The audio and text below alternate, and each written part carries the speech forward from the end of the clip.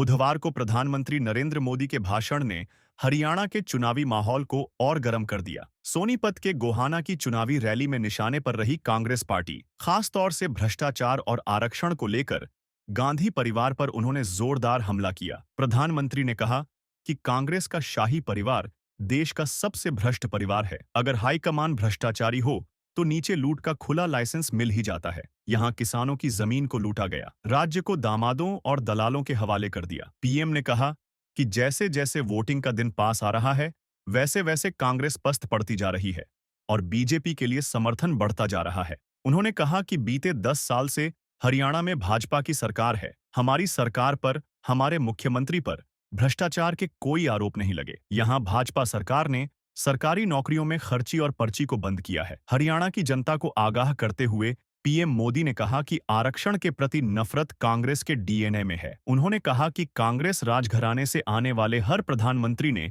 आरक्षण का लगातार विरोध किया है और अब चौथी पीढ़ी भी आरक्षण खत्म करने की वकालत कर रही है। प्रधानमंत्री नरेंद्र मोदी ने कांग्रेस पर हमेशा ही एससी, एसटी और ओबीसी को भागीदारी से वंचित रखने का आरोप लगाते हुए कहा कि बाबा साहेब अंबेडकर की बदौलत दलितों को आरक्षण दिया गया, वरना दलितों को भी आरक्षण के लिए कांग्रेस की हार का इंतजार करना पड़ता। दलितों और वंचितों के उत्थान पर जोर देते हुए प्रधानमंत्री ने कहा कि बाबा साहेब अंबेडकर का मानना था कि दलितों को सशक्त बनाने में उद्योगों की बड़ी भूमिका होती है। वो कहते थे कि जब फैक्ट्रियां लगती हैं, तब गरीबों, दलितों, वंचितों को अवसर मिलता है। भाजपा की नीति, निर्णयों और विचारों में आपको बाबा साहेब की यही सोच दिखाई देगी। अपने हाल के अमेरिकी दौरे का जिक्र करते हुए पीएम मोदी ने कहा कि दुनिया अब भारत को भ्रष्टाचार और भाई भतीजावाद से मुक्त और तेजी से प्रगति करने वाला देश मानती है। उन्होंने जोर देकर कहा कि हरियाणा में बने उत्पाद अब वैश्विक बाजारों तक पहुंच रहे हैं। यह न्यू इंडिया की ताकत है। प्रधानमंत्री ने रैली के दौरान किसान नेता सर छोटू राम